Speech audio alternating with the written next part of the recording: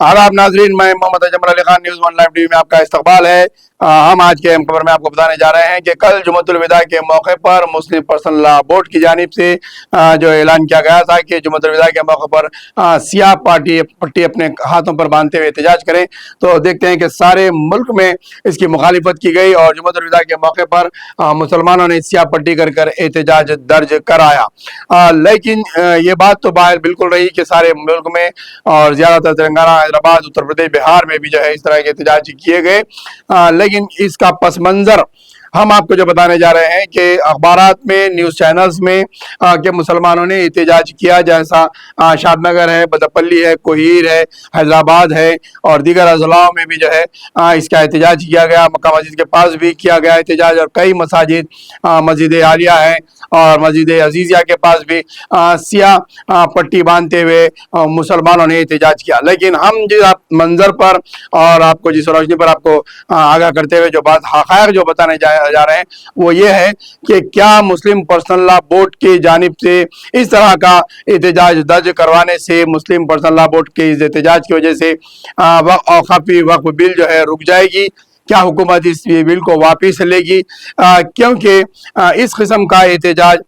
जो बताया जा रहा है जो शदीद वक्फ बिल की शदीद मुखालिफत के लिए जॉइंट एक्शन कमेटी बनाई गई है। जॉइंट एक्शन कमेटी के अंदर तमाम अरकान को रखा गया है, पार्लियामेंट बोर्ड का मेंबर है और तकरीबन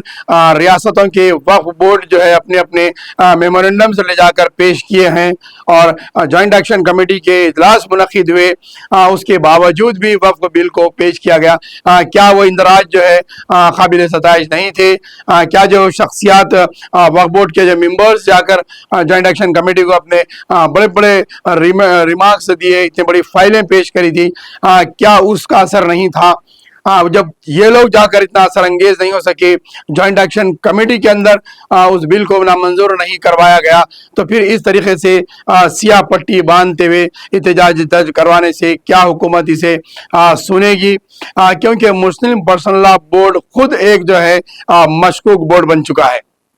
मुस्लिम पर्सनल लॉ बोर्ड का जो अहिया अमल में आया था उस ज़माने में इंदिरा गांधी के दौर में जो है बोर्ड अमल में रहा गया था। जिस तरह से इंदिरा गांधी के ताल्लुक से मशहूर हैं कि वो एक डिक्टेटर थी और एक बहुत बड़ी दानिशमंद और जो है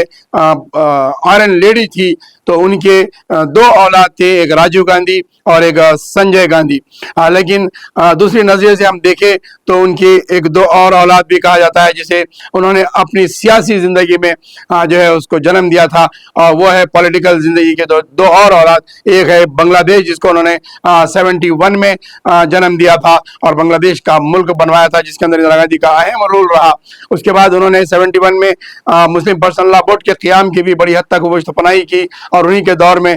मुस्लिम पर्सनल लॉ बोर्ड बनाया गया। तो मुस्लिम पर्सनल लॉ बोर्ड 71 का है, ना कि 1400-1500 साल पुराना कायम करदा हुआ बोर्ड है। ये बोर्ड खुद एक मशकूक है क्योंकि इसके अंदर वो शख्सियतें नहीं रही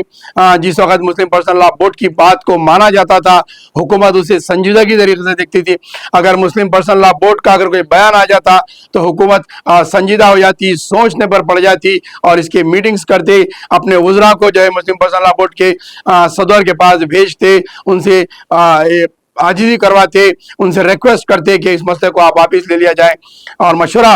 करते। लेकिन आज के बोर्ड में और उस वक्त के बोर्ड में काफ़ी फ़र्क है क्योंकि मौलाना अली मियां नदवी नहीं रहे, मौलाना साजिद कल्ब साहब नहीं रहे, मुस्लिम पर्सनल लॉ बोर्ड के वो अरकान अब मौजूद नहीं रहे जो बेबाकी के साथ हुकूमतों के आंखों में आंखें डालकर बात करते थे,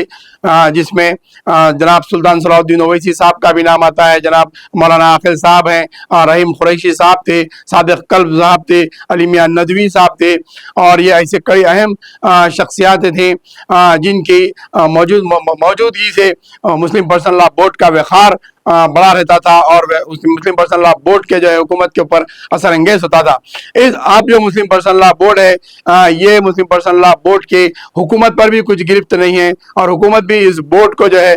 ज़्यादा असर अंगेज नहीं समझती और मुस्लिम पर्सनल लॉ बोर्ड को हुकूमत खुद मुसलमानों का वाहिद और आखिर नुमाइंदा नहीं समझती या शरीयत बोर्ड का जो है जिम्मेदार नहीं समझती। इसी वजह से मुस्लिम पर्सनल लॉ बोर्ड की बातों को नज़रअंदाज किया जाता है, उन्हें सुना नहीं जाता, उस اس پر عمل آوری نہیں کی جاتی، ان کے دلائل اور ان کی اپیلوں کو مانا نہیں جاتا۔ عوام کے اندر بھی مسلم پرسنل لا بورڈ کے تعلق سے کئی ایک شبہات، کئی ایک مشکوک ہیں، کیونکہ مسلم پرسنل لا بورڈ کئی ایک ایسے متنازعات میں بھی جو ہے آواز نہیں اٹھایا، کئی ایک ایسے مسائل پر مسلم پرسنل لا بورڈ کو جو ہے عدالتوں میں بھی ناکامی ملی، جس وجہ سے ابھی اپیل جو کی گئی ہے، اس اپیل کو اگر این آر سی سے ہم تقابل کر کے دیکھتے ہیں تو جس وقت جو مسلمانوں کا پرسنل مسئلہ تھا، اپنی ذاتیت کی بات تھی کہ این آر سی کو لے کر کس طریقے سے ملک بھر میں احتجاج کیے گئے، حیدرآباد سرزمین کے اندر ہی جو ہے ملینیم مارچ نکالا گیا تھا، اور اس کے بعد جو اثر ہوا تھا، اور اسی طریقے سے این آر سی کی جیسی تحریک شروع ہوئی تھی، کیا مسلم پرسنل لا بورڈ وقف بل کو لے کر ملک گیر سطح پر اس طرح کی مہم چلائی، یا اس طرح کی مہم کا آغاز کیا، یا پھر اس طریقے کے ایک پلیٹ فارم پر ساروں کو جمع کیا، یا وقف ترمیمی بل کے اوپر عوام کا دل جیتنے میں، عوام کا جو ہے اعتماد حاصل کرنے میں مسلم پرسنل لا بورڈ کامیاب ہوا کیا؟ یہ ہم آپ کو بتانا چاہ رہے تھے، کیونکہ عوام سے جب بات کی جاتی ہے کہ مسلم پرسنل لا بورڈ اور یہ وقف ترمیمی بل کے تعلق سے جب بات کی جاتی ہے تو عوام کی یہی رائے ہوتی ہے کہ وقف ترمیمی بل پر جو پکارا کر رہے ہیں وہ خود اس کے اوپر قابض ہیں۔ پہلے انہیں اپنی جو ہے ان املاک سے دستبردار ہونے کی ضرورت ہے۔ وقف کے بل سے یا وقف کے جائیدادوں سے یا اوقافی املاک سے عام آدمی کو،